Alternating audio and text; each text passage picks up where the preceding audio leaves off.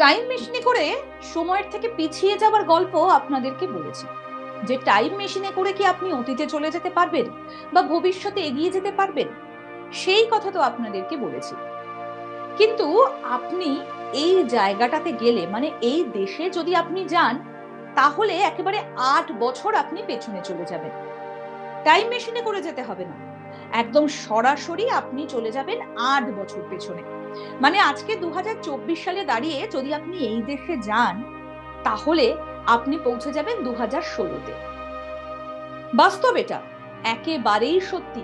আপনি দেখবেন সেখানে জিনিস কিনলে আপনাকে যে ক্যাশ মেমো দেওয়া হচ্ছে, সেখানে ২০১৬ সাল উল্লেখ করা আছে। আপনি যদি কোনো টিকিট কাটেন, দেখবেন ২০১৬ সালের জানুয়ারি মাসের টিকিট কেটেছেন, মানে আজকের দিন অর্থাৎ ২০২৪ সালে জানুয়ারি মাসে দাঁড়িয়ে আপনি একদম পৌঁছে যাবেন ২০১৬ সালের জানুয়ারি মাসে। মজা করছি না, একদম সত্যি কথা বলছি। একেবারে সরাসরি ৮ বছর পেছনে আপনি চলে যাবেন। তো কেউ যদি ওই দেশে বেড়াতে যান, তাহলে ওই দেশের সীমানায় বিমান প্রবেশ করা মানে যখনই বিমানটা প্রবেশ করবে, আপনি একেবারে সরাসরি ৮ বছর পিছিয়ে যাবেন। কারণ সে দেশে যেখানেই তাকাবেন, ৮ বছর আগের সময়কালটা দেখতে পাবেন।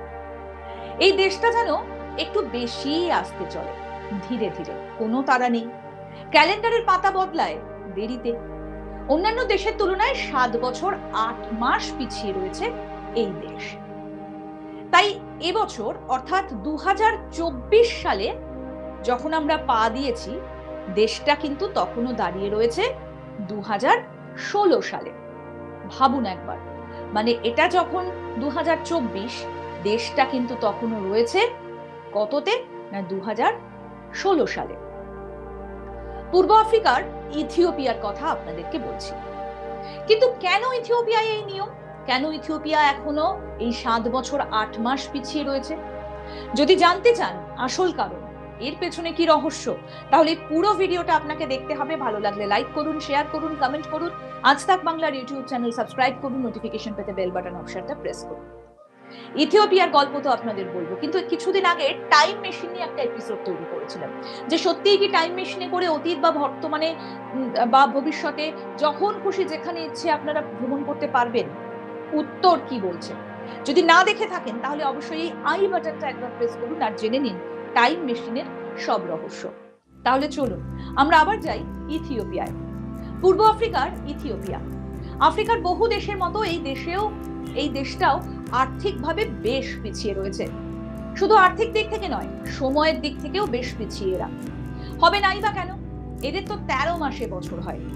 ভাবছেন নিশ্চয়ই যে এমন আবার হয় নাকি যে কোনো দেশে এই পৃথিবীতে বসবাস করে ১৩ মাসে বছর হয়? একেবারেই হয়, কারণ ইথিওপিয়াতে সেই হিসেবটাই রাখা হয়। হবে নাই বা কেন? আসলে এখানকার ক্যালেন্ডারটাই যে আলাদা। পাশ্চাত্য অর্থাৎ গ্রেগরিয়ান ক্যালেন্ডারে যিশুর জন্মের বছরটাকে যেভাবে হিসেব করা হয়, তাদের থেকে একেবারে আলাদা এই অর্থোডক্স ক্যালেন্ডার তথা জুলিয়ান ক্যালেন্ডার। ফলে তারা পিছিয়ে রয়েছে প্রায় ৭ বছর ৮ মাস। গ্রেগরিয়ান ক্যালেন্ডারের আগে জুলিয়ান ক্যালেন্ডারটাকেই মেনে চলত গোটা বিশ্ব। তবে গ্রেগরিয়ান ক্যালেন্ডার আসার পরে বদলে যায় সময়, দিন, মাস, বছর, এই সমস্ত মাপার পদ্ধতিগুলো। আর সেই নয়া পদ্ধতি মানতে আপত্তি জানিয়েছিল অনেক দেশই, তার মধ্যে অন্যতম ছিল এই ইথিওপিয়া। আর সব দেশ পাল্টালেও কট্টরবাদী এই দেশ কিন্তু নিজেদের ক্যালেন্ডার বদলে ফেলতে একেবারে রাজি হয়নি। ক্যালেন্ডার আলাদা হয়, নববর্ষ পালিত হয় সেখানে অন্যরকম ভাবে। ১১ই সেপ্টেম্বর থেকে নতুন বছরের সূচনা হয় সেখানে, অর্থাৎ ১১ই সেপ্টেম্বরটা হচ্ছে তাদের ক্যালেন্ডার অনুযায়ী একটা নতুন বছর শুরু হচ্ছে। আমরা যখন ১১ই সেপ্টেম্বরে দাঁড়িয়ে থাকি, তখন তাদের কাছে একটা নতুন বছর সূচনা হয়। লিপিয়ার বা অধিবর্ষের ক্ষেত্রে বছর শুরু হয় ১২ই সেপ্টেম্বর থেকে। তবে ইথিওপিয়াবাসীর জন্য হিসেব অতটাও কঠিন নয়। প্রত্যেক মাসে সেখানে ৩০টা করে দিন থাকে, আর ১৩তম মাসে থাকে অতিরিক্ত ৬ বা ৭ দিন, অর্থাৎ ইংরেজিতে যাকে বলে ফরগটন ডেজ। তার জন্য ইথিওপিয়ান ক্যালেন্ডারে বরাদ্দ করা হয় একটা গোটা মাস। একটা গোটা দিনকে সময়ে বেঁধে ফেলার ক্ষেত্রেও কিন্তু বেশ অন্যরকম তারা হিসেব করে থাকেন। এমনকি কোথাও যদি আপনি কিছু কিনতে যান, যেটা শুরুতে আপনাদেরকে বলছিলাম, কোনো বিল যদি তৈরি হয়, দেখবেন সে 8 বছর আগের বিল আপনাকে দেখাবে, মানে 2024 সালে যখন আপনি কেনাকাটা করছেন দেখবেন সেটা 2016 সালের একটা বিল আপনি পাচ্ছেন। এখন কিন্তু সেখানে এটাই বর্তমান।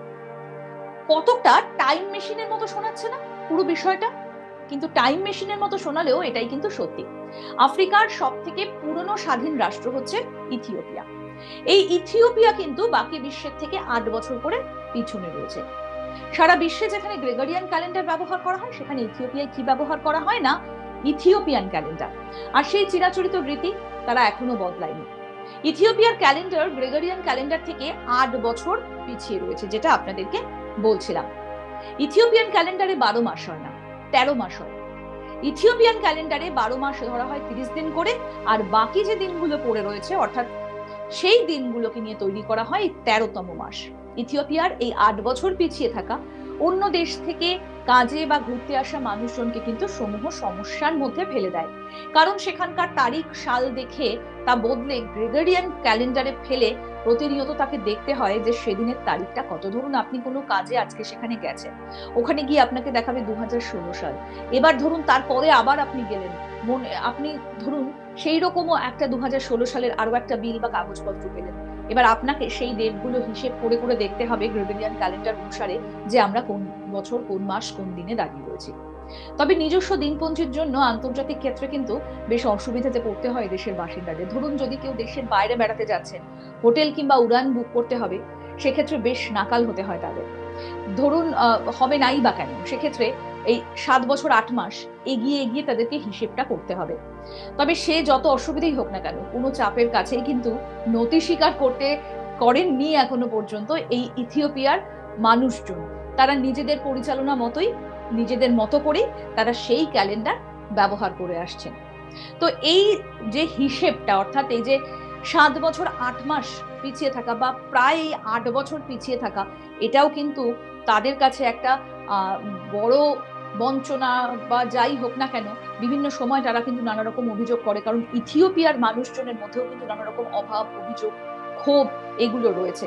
কারণ আফ্রিকার যে সমস্ত দেশগুলো এখনো পর্যন্ত পিছিয়ে পড়া বেশ কিছু মানুষ সেখানে রয়েছেন, ইথিওপিয়াতেও কিন্তু তারা রয়েছেন। তো সেই জায়গায় দাঁড়িয়ে এই যে পিছিয়ে থাকা সময়, তারিখ, মাস, এটা নিয়েও কিন্তু অনেকের মধ্যে একটা ক্ষোভ রয়েছে। কিন্তু কোনো রকম ভাবেই কোনো চাপের কাছে নতি স্বীকার করেনি এখনো পর্যন্ত ইথিওপিয়া, আর যার ফলে এখনো পর্যন্ত তারা এই হিসেবটাই মেনে চলছেন।